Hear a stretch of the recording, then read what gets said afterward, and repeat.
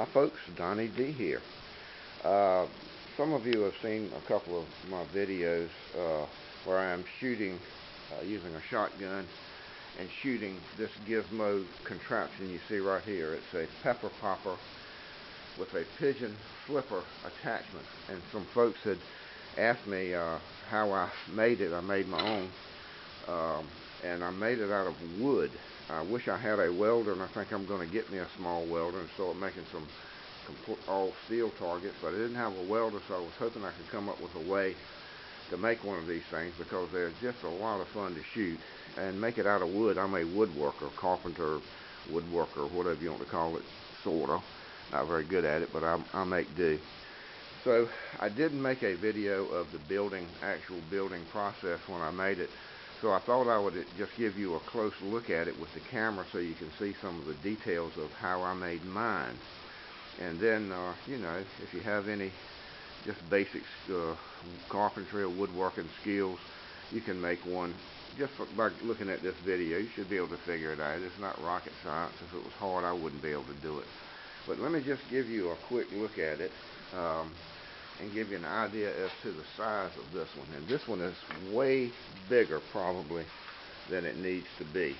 I'm guessing up here to the top of it, it's about 4.5 feet tall from the top here down to the bottom, feet down there, and lengthwise from one end to the other, it's just a couple of more inches longer. But basically all I did was I just made a frame. I'm going to start at the top and just go down kind of slowly and let you see how it's sort of put together. And you have to remember that this was kind of done, figured it out as I went along, so you can probably simplify it somewhat. I just spray painted it black just because I just wanted to spray paint it black. That doesn't have anything to do with anything. What these guys right here are, these are just pieces of plywood that help to guide this arm here, or whatever you want, this upright, so it'll fall straight back in line with this piece here and strike along in here more squarely. All it is down here is just a big hinge, a door hinge off of a regular door like you have on the front of your house door, in other words. This gizmo right here is just an adjustment screw so that you can adjust exactly how much force it takes to knock it over. You may want to shoot it with a smaller shotgun or pistol or whatever if you're not using the pigeon flipper with it, just to shoot it. And you can adjust how much force it takes to knock it over. These are 1/4 inch steel plates that I had a guy cut for me at a local metal shop. You can get them very inexpensively. And in order to reinforce them, I took some 1/2 inch and some 3/4 inch, 1/2 inch up here for whatever reason. Maybe I didn't have enough 3/4 inch. And the 3/4 inch backer plate that just helps to strengthen everything up a little bit. And I had to kind of beef it up here a bit where these go. First time I shot it I shot it with some buckshot one time, and it actually knocked the plate loose. So I just reinforced it, and I'll show you what I use to attach all this stuff in a minute.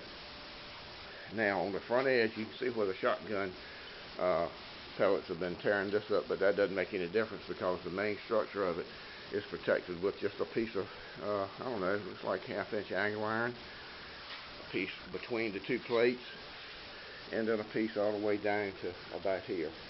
And that protects it plenty from the pellets tearing it up. And I've shot this thing bunches and bunches of times, and it's holding up just fine. Like I said, the worst spot is this right up here. Now, as far as the part that lays on the ground, very simple. And I've got some padding down here where it strikes. All it is like some kind of it's that same foam that I use to make my self-healing shoot and see targets, but any kind of foam will do, just something to kind of cushion it because it falls with a lot of force, pretty heavy. Another little piece right along in here, just to kind of cushion everything up. And just bolted on some wooden legs, and I do have some holes drilled in the feet there and up at the front to kind of help keep it from shifting around. Now, let me just back off and give you another view see how it works. Comes right on down here. When you shoot the plate, obviously it knocks it back, and those little guide arms guide it, and it just falls just like this and lands on that and hits that, and then of course you come back and reset it. I can get it to come up. There we go. Sorry for this. It's kind of hard to do this with one hand. Now that's the Popper part of it. The Pigeon Flipper is pretty self-explanatory. It looks like this arm here is about, I don't know, 2.5 feet long. Just got again, just a hinge under here, like a barn hinge, strap hinge, something like that, whatever you want to call it. And it's sized accordingly to fit up under this part of the pepper popper. And this little pin right here, there's a hole right up under here this guy will slide up under there, and this will actually drop down over the pin to keep this in place. And again, I've got some holes drilled in the feet to help keep this from shifting around when you shoot it. Of course, this the arm up here on the pepper popper, when it falls back, it strikes this and throws the arm up and throws the pigeon in the air. And all this is a thick piece of foam rubber. I put a washer on it and drove a screw down to kind of make it form a cup shape. And I usually set the pigeon, just depends on exactly how you want it to throw. If you set the pigeon like directly over here, it'll throw it pretty much straight up. If you set it kind of cocked over a little bit this way or that way, it'll throw it right or left just a little bit. And conceivably, you could build two of these guys and mount two of them, one slide under here, one back this way, one on each side, and possibly even a third one if you really want to get fancy. You're shooting a semi-automatic shotgun or pump gun. Your first shot would hit the pepper popper, knock it back. It would launch up 1, 2, or 3 clays, and if you're good enough, maybe you can hit them. I have a hard enough time hitting one. But anyway, that's just one more time of slow over the pepper popper. All this is just padding, and this is just foam rubber. This padding just helps protect the wood so it doesn't beat it to death. And so far it works good. Every now and then you have to see where I need to kind of make a little repair there on this one. And then the pepper popper, as you can see, very, very simple. Maybe you can go through this video and sort of get ideas of how to do it. Now, two more items I want to cover real quick is this really doesn't need but one, and I may take this thing apart and just build 2 new pepper poppers because this thing is probably about twice as big as it really needs to be. You could probably cut this thing down to about 2.5 feet high, which would in turn decrease the length of the bottom rail accordingly, and then size your pigeon flipper to it accordingly. And you could get by with just one plate very easy because this stuff's pretty heavy, and that's what gives it the force when it hits that pigeon flipper to throw that pigeon up in the air. Now, anywhere that I attach metal to wood, as in where the flakes are and where the angle iron along the front edge is, I use this stuff, and I've shown it before. Seems like every time I show it, the tube that I've got is almost completely empty. But this particular is called household hogar, whatever that word means.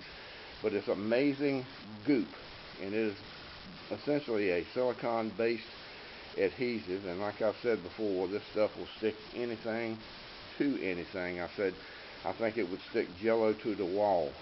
But it's very powerful, very strong stuff, and that's all in the world that I'm using to hold this steel plate to this piece of plywood here at both spots, and that's all that's holding this angle iron onto the face of this front rail here. And it's held and hadn't broke yet. But anyway, Donnie D's Pepper Popper Pigeon Flipper. If you hadn't seen it in action, just go to my YouTube channel and just search through my videos or type in Pepper Popper. You'll see it. I think I made one video when I first made this, the first version of it. This is actually my second version. Or it might have been this one, I can't remember. And that was just a video, just a quick look at it. I wanted to show it to you a little closer this time so maybe you could build your own, because it is a lot of fun. But Donnie D's Popper Pigeon Flipper, like I said, I think you can make it about half this size and get the same results.